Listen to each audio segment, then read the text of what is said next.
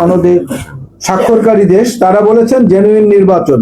এই জেনুইন নির্বাচনের ব্যাপারে তারা কয়েকটি উপসর্গের কথা বলেছেন, যেমন মত প্রকাশ, সমাবেশ, সংগঠন ও চলাচলের স্বাধীনতার নিরিখে। এই বিষয়গুলো যদি আমরা মাথায় রাখি, এর পাশাপাশি যদি আরেকটি কথা বলি, আমরা মানুষের জীবনটাই তো একটা বড় চ্যালেঞ্জ। চ্যালেঞ্জ তো জীবনের প্রতিটি ক্ষেত্রেই আপনি চ্যালেঞ্জ, আপনি এখান থেকে বের হয়ে যেতে পারবেন কিনা এটাও তো একটা চ্যালেঞ্জ। তার আগেও তো হার্ট অ্যাটাক হয়ে, স্ট্রোক হয়ে আমি মারা যেতে পারি। সুতরাং এই চ্যালেঞ্জ করে করে বেশি আলোচনা করা আবার ভীতির সঞ্চার হয় কিনা এটাও কিন্তু আমাদের সতর্কতার সঙ্গে চিন্তা করা উচিত। ধরেন পাশাপাশি দুটি দোকান, একটি দোকান কাঠের, আরেকটি দোকান প্লাস্টিকের। কাঠের দোকানের সামনে লেখা আছে প্লাস্টিক পণ্য বর্জন করুন, পরিবেশ রক্ষা করুন। আর প্লাস্টিকের দোকানের সামনে সাইনবোর্ডে লেখা আছে কাঠের আসবাবপত্র, কাঠের জিনিস, কাঠকে বর্জন করুন, বৃক্ষকে বাঁচতে দিন, পরিবেশ রক্ষায় সহযোগিতা করুন। এখন কোনটা করবেন আপনি? কোনটা করবেন বলেন? বেঞ্জামিন ফ্র্যাঙ্কলিন বিদ্যুৎ আবিষ্কার করেছে, সে কোনো টাকা পায় নাই। মিটার যে আবিষ্কার করেছে ওই বেটা কিন্তু টাকা নিয়ে চলে গেছে। এই যে সেলফ কন্ট্রাডিক্টরি যে আমাদের বাস্তব জীবন, যেটা সেটাকে কিন্তু চিন্তা করতে হবে গুরুত্বের সঙ্গে। আমি এখানে ভালো ভালো বক্তৃতা দিয়ে গেলাম, বললাম, বাহবা নিলাম, কিন্তু কার্যক্ষেত্রে সেটা প্রয়োগ করা কতটা পারা যাবে এটা কিন্তু একটা চিন্তার ব্যাপার।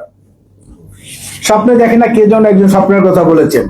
জুলাই চার্টারের বিষয়গুলো যেটা সবচেয়ে গুরুত্বপূর্ণ, যে আলোচনাটি কম হয়েছে এখানে, জুলাই চার্টারের ব্যাপারে যেটা ওই লেখা থাকবে গণভোটের দিনের ব্যালটে, সেটার মধ্যে বলা আছে যে রাজনৈতিক দলগুলো জুলাই চার্টারের এই সনদগুলো পরবর্তীতে নির্বাচিত হলে মেনে চলতে বাধ্য থাকবেন। মাইন্ড ইট, ওখানে কিন্তু লেখা আছে বাধ্য থাকবেন। গোলাম রহমান ভূঁইয়া ভাই আর্টিকেলটা চমৎকার ভাবে লিখেছেন, যিনি মূল কি নোটটা দিয়েছেন তাকেও ধন্যবাদ। কিন্তু এই বাস্তবতাগুলো আমাদেরকে মাথায় রাখতে হবে। আরেকটা জিনিস বাদ পড়ে গেছে আমাদের আলোচনার মধ্যে, আমি অন্তত আসার পরে কারো মুখে শুনিনি, সেটা হচ্ছে যে ধর্মীয় ভাবে যাদের সংখ্যা বাংলাদেশে কম, তাদের নিরাপত্তার ব্যাপারটা কিন্তু অত্যন্ত গুরুত্বপূর্ণ।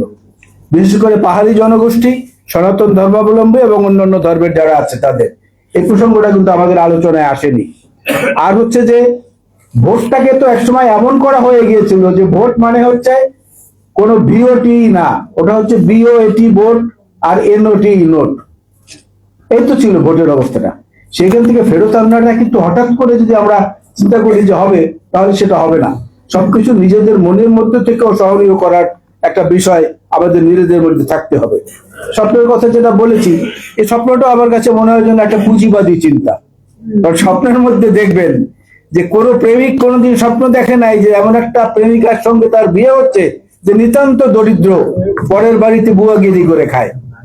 স্বপ্নে কিন্তু তাকে দেখে না। প্রেমিক দেখে সে রাজকন্যাকে বিয়ে করেছে, আর প্রেমিকা দেখে সে রাজপুত্রকে বিয়ে করেছে। সুতরাং এই স্বপ্ন এবং বাস্তবতার মধ্যে কিন্তু অনেক পার্থক্য। বাংলায় কিছু বাক্য আছে, প্যালিন্ড্রোম সেন্টেন্স বলে এগুলোকে, যেমন কি সীমার মাসি, উল্টো দিক থেকে লেখেন সীমার মাসি হবে। মার কথা থাক রমা, উল্টো দিক থেকে লেখেন সমান হবে।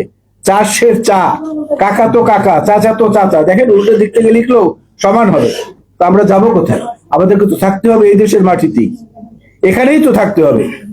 প্রতিবেশীরা নির্বাচন করে দিয়ে গেছেন 2014, 2018, 2024, কিন্তু আমাদের মহান নেতা এক সময়কার শেখ মুজিবুর রহমান সাহেব কি নির্বাচন করেছিল 1973-এ?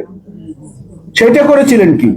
সুতরাং কলঙ্কিত করার ইচ্ছা থাকলে আমরা নিজেরাই যথেষ্ট, পরিচ্ছন্ন করার ইচ্ছা থাকলে আমরা নিজেরাই যথেষ্ট। ছাড় দেওয়ার মানসিকতাটা সেখানে থাকতে হবে।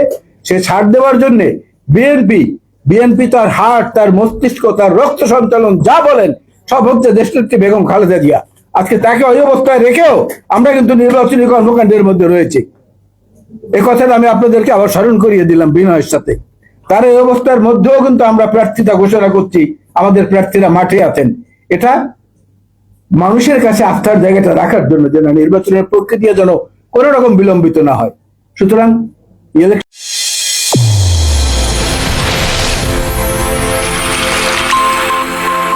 চ্যানেল A1 হৃদয়ের স্পন্দন।